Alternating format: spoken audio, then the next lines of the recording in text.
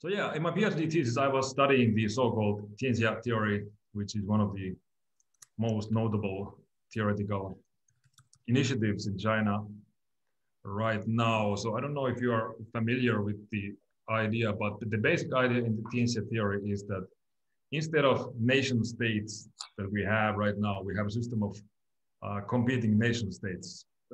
Instead of these, some kind of a world institute or world government should be established, and which would be, you know, coordinating cooperation between the states, and the basic idea is that there would be no competing nation state, but the whole world would be unified under this benevolent central government institution. And the Tianxia theorists exactly claim that this is a Chinese idea and kind of a Chinese model for correcting the problems in world politics right now. And in contrast, they present and they argue that the current international order, which has these nation states which keep competing against each other and warring against each other, they claim this is a Western model of world politics. This is bad. It should be, you know, reformed according to these Tianxiaist ideas. So that's the basic idea in Tianxia theory. So how did I approach it in my thesis? Well, the basic idea was that I took the stand that all theories of world politics, not Chinese only, but all, basic Western also, realism, liberalism, you name it.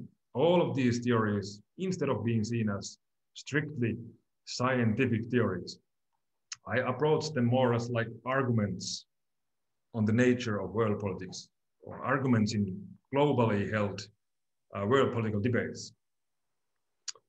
Because you know, a theory of world politics, it can hardly be taken as a scientific theory similar to, for example, the theory of gravity, for example. I mean, you cannot really you just have these different theories which debate against each other in an endless competition, because you cannot prove that your theory is right through empirical experiments in the way that you can, for example, prove some natural scientific theories. So basically, all theories of world politics, I think, or at least in my thesis, I approach them as arguments.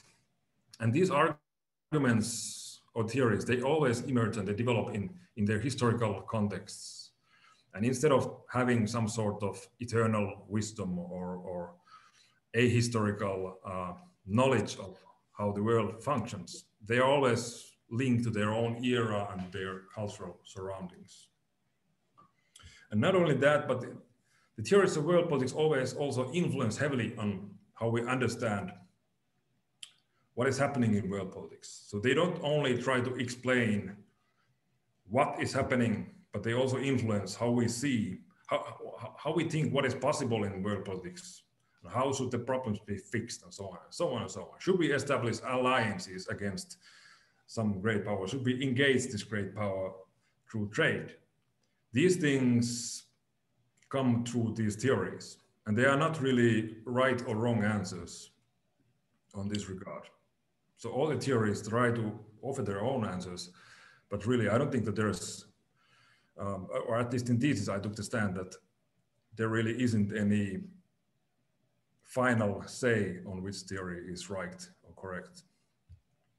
But then again, those theories currently in the field of international relations and world politics, the theories that are studied everywhere and which are, so to speak, hegemonic everywhere, which everywhere in the planet, if you study international relations or foreign world politics, you will be studying these Western style of theories.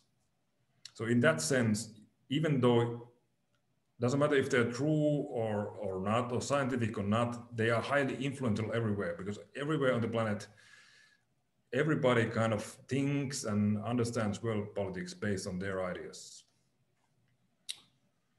So against this backdrop, I approached the Tianxia theory in my thesis as kind of a Chinese argument, which is trying to break this hegemony of these Western theories and provide some Chinese, so-called Chinese ideas on the agenda of world politics. And Chinese ideas to define how world should function and what should we do to fix the problems in world politics.